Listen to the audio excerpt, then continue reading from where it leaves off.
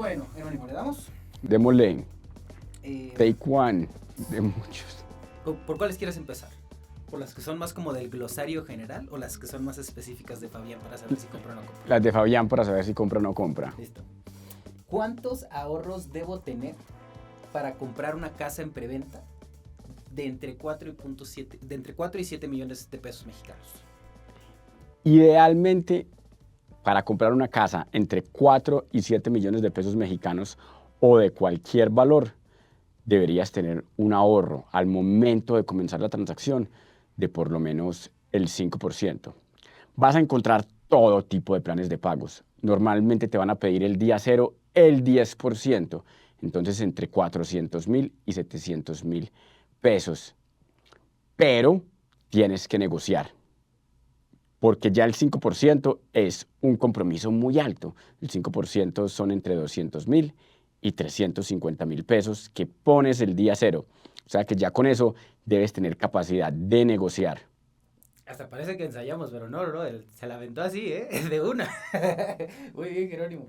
¿En qué momento a mí, Fabián, y a mi pareja Naneku nos conviene dejar de rentar y pensar en comprar? La pregunta más importante que alguien se tiene que responder es ¿cuánto está ahorrando? Y si necesita obligarse a ahorrar. Voy a poner un ejemplo muy claro. Vives en arriendo en una vivienda que vale 1,000 pesos. Pagas, por poner una cifra, 60 pesos al año de arriendo. 5 pesos al mes de arriendo. Por esa vivienda que vale 1,000. La vas a comprar. Tienes que sacar una hipoteca. Supongamos que el crédito de la hipoteca te queda en 12 pesos. Entonces la gente normalmente dice, si la compro pago 12 pesos de hipoteca por esta vivienda que vale 1,000. Si la arriendo pago 5. Es mejor negocio arrendar.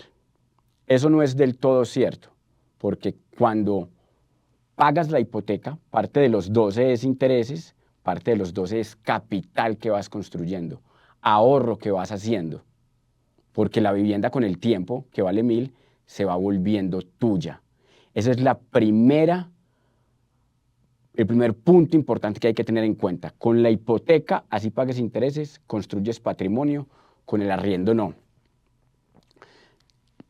Una persona que haga la cuenta total diría, bueno, si yo estoy decidiendo no comprar, sino pagar los 5 pesos de arriendo, en lugar de los 12 de hipoteca, es porque debería estar ahorrando todos los meses 7. La diferencia entre los 12 que pagaría de hipoteca y los 5 que pago de arriendo. Si no estoy ahorrando todos los meses 7, no estoy construyendo un patrimonio igual al que me obligaría a construir si hubiera comprado la vivienda y hubiera tomado la hipoteca.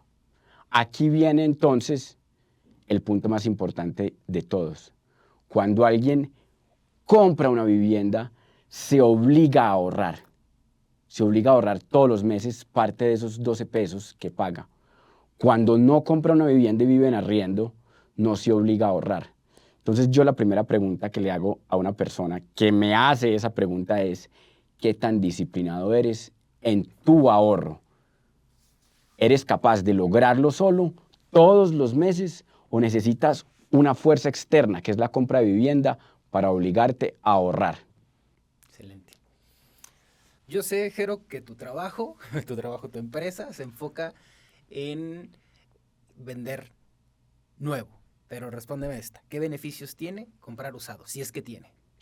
Yo creo que comprar nuevo o usado cumple el propósito de tener casa propia, que es una aspiración de muchos, porque quieren planear a largo plazo y se ven en un lugar a largo plazo y quieren darle su toque personal.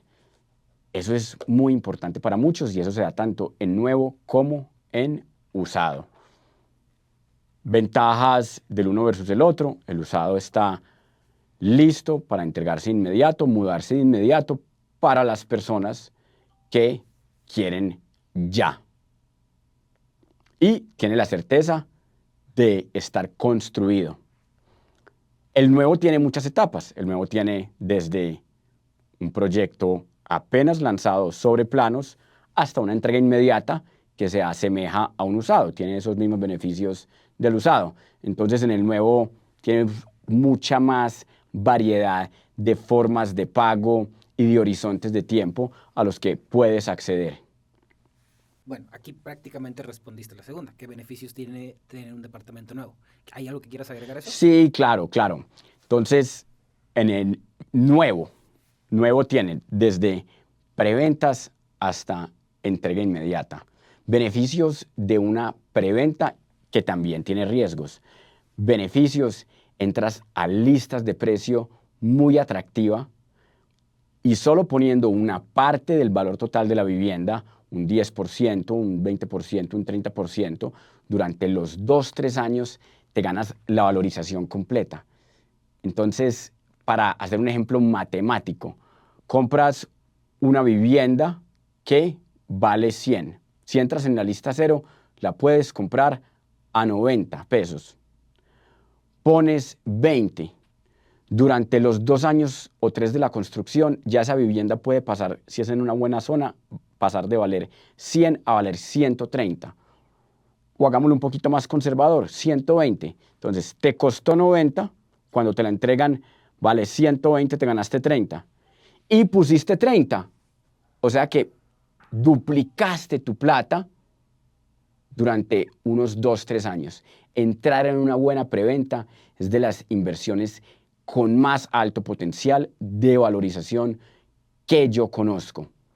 Como cualquier inversión, tiene riesgos. Una preventa tiene el riesgo de no poderse culminar o por razones normativas o por razones de capacidad financiera del desarrollador que son imprevisibles y que pueden ocurrir. Entonces hay que entrar a ella con mucha responsabilidad. Pero la valorización, la plusvalía de una preventa es casi que inigualable. Y yo diría, entrando en lo más personal, una vivienda nueva puedes pensarla con más detalle de lo que te gusta. Puedes escogerla con más discrecionalidad y amoldarla a lo que estás buscando. La vivienda usada te da menos flexibilidad. ¿Cuáles son los factores que importan a la hora de saber cuánto dinero me va a prestar el banco? Fundamentalmente los ingresos, pero aquí hay algo que pocos saben. Se puede comprar una vivienda en conjunto, se puede comprar en pareja, se puede comprar con otro familiar. Entonces, son los ingresos en conjunto de aquellos que están comprando. Si estás comprando con tu pareja, tú te ganas 100 pesos, tu pareja se ganan 100 pesos, pueden hacer un conjunto de ingresos de 200, acreditarle esos 200 al banco y normalmente el banco va a buscar que la cuota que tienes que pagar mensualmente no exceda el 35% de esos ingresos. Si los ingresos en conjunto de aquellos que van a comprar son 200, el banco va a buscar que la cuota del monto total que te presta no exceda los 70 pesos. Y 70 pesos, una regla de 3 a tasas actuales, puede ser una hipoteca de entre 6,000 y 8,000 pesos, dependiendo al horizonte de tiempo que compres y a la tasa de interés que accedas. Entonces, ¿cuánto se gana en conjunto? ¿Qué ingresos tienen en conjunto aquellos que van a comprar? Normalmente la pareja. Que lo que van a pagar al mes de hipoteca sea máximo el 35% de eso. Y para hacer una cuenta muy sencilla, una mensualidad es más o menos el 1% del valor total de lo que el banco te presta. Chéquense esta asesoría personalizada que estoy teniendo. Ahí les va. Jero, ¿qué es una buena tasa de interés para mi hipoteca en México y cuál es una mala tasa de interés para mi hipoteca? Una buena tasa de interés es la que resulte de poner 2 o 3 bancos a competir. Si tú, por ejemplo, ya le acreditas al banco que eres un comprador fiable, que ya tienes ese 5-10%, y que más aún puedes durante el tiempo de construcción, ahorrar hasta un 20-30%, eres un cliente muy atractivo para el banco. Pon 2, 3 bancos a competir. Las tasas fluctúan en el tiempo, entonces hoy sería bueno algo alrededor del 10%, un poco más, un poco menos. Se proyecta que deberían bajar un poco más, pero esencialmente la que resulte de poner 2 o 3 bancos a competir. Esto está bueno. Jero, ¿qué tan cierto es que el mercado inmobiliario es una burbuja? El mercado inmobiliario, como cualquier otro mercado, tiene momentos al alza y momentos a la baja. El mercado inmobiliario también es muy diverso por zonas. Tú puedes tener una colonia en la que hay una burbuja, hay mucha especulación, y otra colonia en la que, por el contrario, hay una coyuntura recesiva. Nadie quiere comprar ahí. América Latina hace muchísimos años no ve burbujas inmobiliarias catastróficas, que era la que pasaba, lo que ocurría cuando las personas se sobreendeudaban para comprar vivienda, que fue lo que ocurrió en Estados Unidos en el 2008. En América Latina, por el contrario, hoy en día hace falta mucho más crédito para comprar vivienda y hacen falta viviendas nuevas. México y Colombia tienen una necesidad de 20 millones de viviendas nuevas durante los siguientes 20 años. Hace falta vivienda y hace falta crédito. Entonces, más allá de que una zona pueda estar recalentada y otra no, nosotros no vemos una burbuja general del mercado inmobiliario que pueda estallarse. ¿Puedes andar un poquito en esa parte de la necesidad de vivienda en Latinoamérica? ¿De dónde parte esa matemática para llegar a ese número? La House tiene un estudio con MIT sobre esa proyección de necesidad de vivienda nueva.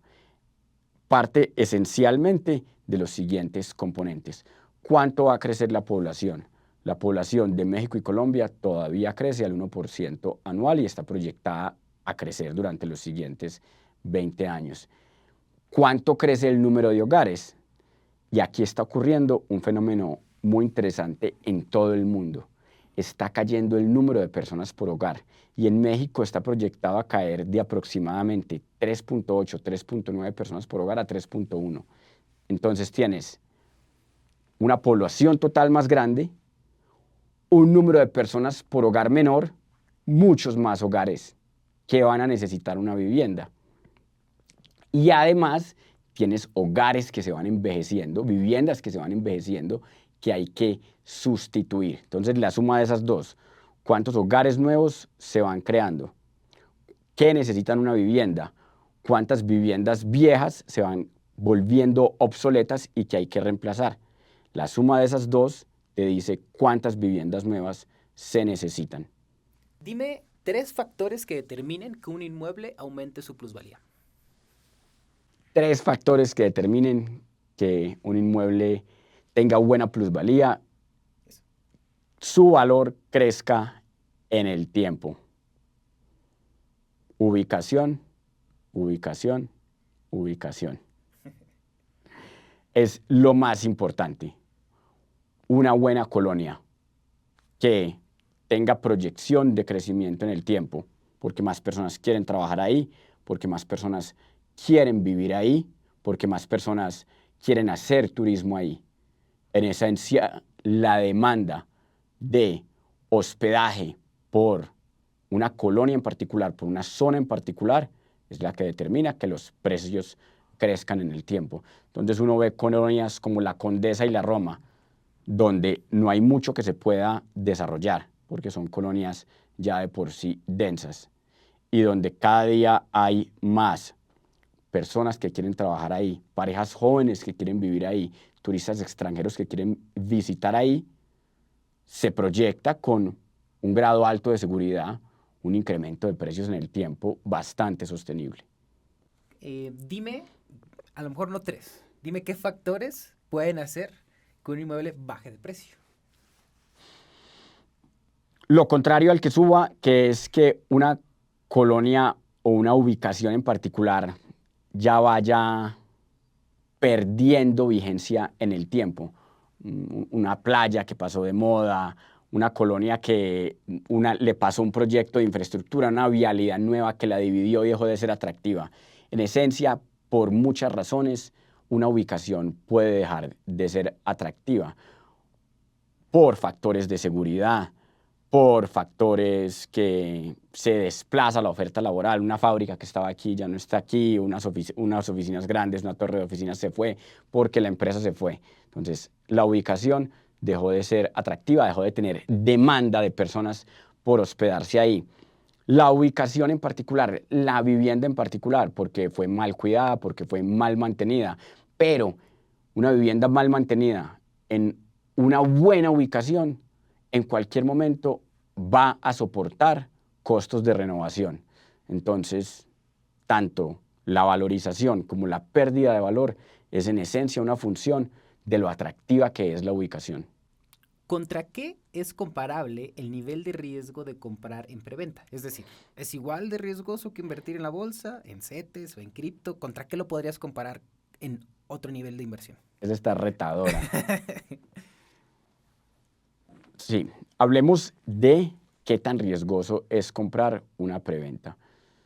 Cuando se compra a un desarrollador con experiencia, un porcentaje muy bajo, me atrevería a decir que menos del 3% de las preventas fracasan. Y en la mayoría que fracasan, el desarrollador le responde al comprador. Existe, como en toda industria, posibles fraudes, por eso hay que hacer la tarea de comprar muy bien. Pero una buena preventa a un desarrollador con experiencia tiene un riesgo mucho más parecido al de una vivienda ya construida que al de una acción altamente volátil. He escuchado a muchas personas con apetito por invertir en el S&P 500. Es una gran alternativa de inversión el S&P 500. ¿Qué no tiene el S&P 500? Que tiene la vivienda. La vivienda te obliga a ahorrar y no construyes patrimonio si no ahorras. Y lo segundo que tiene el S&P 500 también tiene volatilidad. Por ejemplo, si hubieras comprado en el 2001, te hubieras demorado 5 años, de pronto un poco más, en recuperar el valor real del capital que invertiste. Si hubieras invertido 100 pesos en el 2001, tu dinero hubiera bajado a valer 70. Y hubieras recuperado los 100 por allá 5 años después. Entonces, cualquier activo requiere mucha responsabilidad al tomar la decisión de inversión. Pero, en términos generales, el riesgo de una preventa a un desarrollador con experiencia es muy bajo. Tienes que hacer la tarea de verificar que ese desarrollador tenga experiencia. Y esa tarea ya la hizo la house por ti. Verificar al desarrollador. Eso no elimina el riesgo, pero lo reduce significativamente. Jero, ¿en qué gastos comenzaré a incurrir si me vuelvo dueño de una casa? Cuando eres propietario, incurres esencialmente en 3 gastos: impuestos, seguros y mantenimiento. Impuestos, los que la alcaldía, la municipalidad, el Estado tenga. Esos dependen de la ubicación. Seguros, si tienes una hipoteca, normalmente hay un seguro incluido en la mensualidad de la hipoteca. Si compraste con tu patrimonio, tienes la opción de asegurar tu casa o no. Lo más responsable es asegurarla. Y el tercero, mantenimiento. Si la utilizas para vivir, tú tienes mucha discrecionalidad de qué mantenimiento le das. Si se la rentas a un tercero, sí tienes que garantizar un mantenimiento mínimo que le permita al tercero vivir bajo condiciones de buena calidad. Entonces, impuestos, seguros y mantenimiento. Si ya tengo una casa, ¿qué debo tomar en cuenta a la hora de decidir rentarla? Esencialmente, que la puedas rentar a un mayor valor que los costos que tienes asociado a ella. Investigar bien el mercado, entrar a ver en cuánto se están rentando propiedades comparables para que puedas pedir una mensualidad razonable y hacer bien tu presupuesto de costos.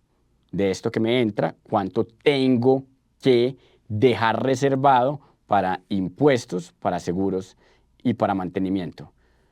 Siempre tienes dos opciones o en muchos casos tienes dos opciones, estadía corta o estadía larga. Son dos opciones muy diferentes. Estadía corta te puede dar un promedio de ingresos más alto, pero más variable. Hay meses de muy buena ocupación, hay meses de muy baja ocupación. La estadía larga te da más certidumbre, pero puede que te dé un promedio de ingresos más bajo. También tienes que tener en cuenta otros dos elementos. El contrato, que sea un buen contrato, cuyas cláusulas cubran muchas de las diferencias que se pueden presentar entre propietario e inquilino. Y lo segundo es si quieres adquirir un seguro que como propietario te proteja en caso de que el inquilino te deje de pagar. Ya existen soluciones en el mercado que por un porcentaje de la renta mensual te la aseguran en caso de que el propietario te deje de pagar. Y ahorita que mencionabas un buen contrato, las veces que yo he rentado, nunca realmente lidio con el dueño. Siempre hay un intermediario ahí que es el que hace el contrato. Esa figura, como yo como dueño de la casa, ¿quién es? O sea, ¿a quién me acerco para que me ayude con ese contrato? Normalmente es el asesor inmobiliario quien se encarga de elaborar ese contrato. Mi recomendación personal es que hoy en día con herramientas de inteligencia artificial, cualquier contrato que te pasen, se lo cargues a una de estas herramientas, Claude, ChatGPT, Gemini, cualquiera, y le pidas sus comentarios y sus sugerencias al contrato. Con el promedio de oferta que tiene actualmente la house, ¿qué características tiene una persona que puede comprar en preventa con la house? ¿Cuánto gana? ¿Cuántos ahorros tiene? ¿A qué crédito tiene acceso? Hablemos de un promedio de 3 millones de pesos. La vivienda que quieres comprar es una vivienda de 3 millones de pesos. Y supongamos como muchos que no la vas a comprar solo, sino que la vas a comprar con tu pareja. Entonces, entre tu pareja y tú deberían tener ya ahorrados idealmente 150,000 pesos, hasta 300,000 pesos. Eso es lo que te permite entrar a pisarla día cero. Y que cuando te la entreguen, ya has puesto más, que cuando te la entreguen, supongamos que tienes que sacar una hipoteca que valga entre 2 y 2,5 millones de pesos. El banco le va a pedir a ti y a tu pareja que para pagar esa hipoteca tengan ingresos entre los dos aproximadamente entre 70 y 90,000 pesos. ¿Por qué? Porque una hipoteca de entre 2 y 2,5 millones de pesos te va a exigir una mensualidad de entre 25 y 30,000 pesos, que eso es el 35% de entre 70,000 y 90,000 pesos. Para resumir, entre tu pareja y tú necesitas ahorros de por lo menos 150,000 e ingresos entre los dos sumados de 70 a 90,000 para comprar una vivienda de 3 millones de pesos. En 2025, mira, aquí te voy a hacer las dos preguntas al mismo tiempo. Porque tenía en 2025 es un buen año para comprar en México y en 2025 es un buen año para comprar en Colombia, pero de una vez contéstame de ambas. 2025 es un buen año para comprar. Yo personalmente diría que cuando encuentres una buena preventa, ese es el buen momento para comprar. Una buena preventa tiene alta potencial de plusvalía, alto potencial de valorización y unas formas de pago atractivas. El 2025 puede ser un buen año porque lo que compres hoy en preventa te lo entregarán en el 2026 y 2027 cuando se proyecta que estén aún más bajas las tasas de interés. Pero lo más importante es encontrar esa buena preventa con alto potencial de plusvalía y con una buena forma de pago. Por ejemplo, el 20 de febrero tenemos el evento de lanzamiento de Torre Alena en la Ansures, muy cerquita de Reforma. Tiene ubicación, tiene buen diseño y tiene una lista de precios que da alto potencial de valorización de un aliado verificado, un desarrollador con muy buena experiencia.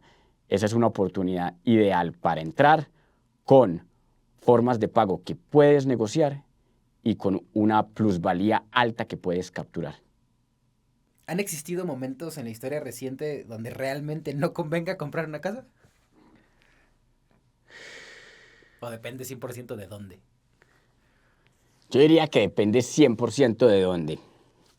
Pero te voy a contar una anécdota que inclusive me ocurrió con un colaborador de la House, que hace 2 años estábamos conversando y él me dijo, me encanta Riviera Maya, pero yo en este momento no compraría Riviera Maya porque está sobreofertado.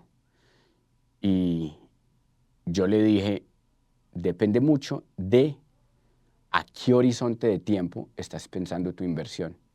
Si la estás pensando a 3 años, seguramente no es buena idea comprar en Riviera Maya porque dentro de 3 años va a haber mucha oferta.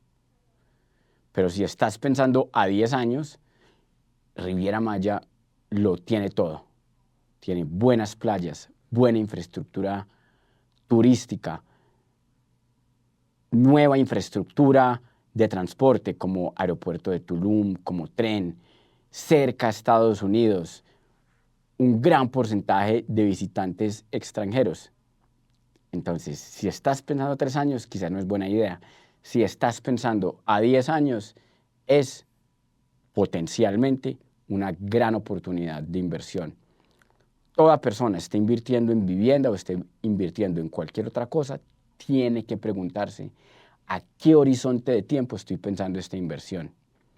Si la estás pensando a 1 año, quizás estás especulando y vale la pena considerar solo unas pocas zonas. Si la estás pensando a largo plazo, a 10 años, puedes pensar en muchas más alternativas. ¿Cuál es tu horizonte de inversión? Got it. ¿Qué es patrimonio en tu definición? Patrimonio financiero. Patrimonio financiero es muy sencillo. Es la diferencia entre lo que valen tus activos y lo que valen lo que debes. ¿Cuánto vale tu casa? ¿Cuánto vale tu carro? ¿Cuánto vale lo que tienes ahorrado en el banco? Menos cuánto debes. Ese es tu patrimonio financiero. ¿Y ese cuánto debes también contempla cuánto gastas? No, tu patrimonio es diferente a cuánto gastas. Si para vivir necesitas consumir de tu patrimonio, pues tu patrimonio se va a ir reduciendo. Eso quiere decir que gastas más de lo que recibes mensualmente. Si gastas menos de lo que recibes mensualmente, ahorras. Y ese ahorro te incrementa tu patrimonio. Si gastas más de lo que recibes mensualmente, desahorras.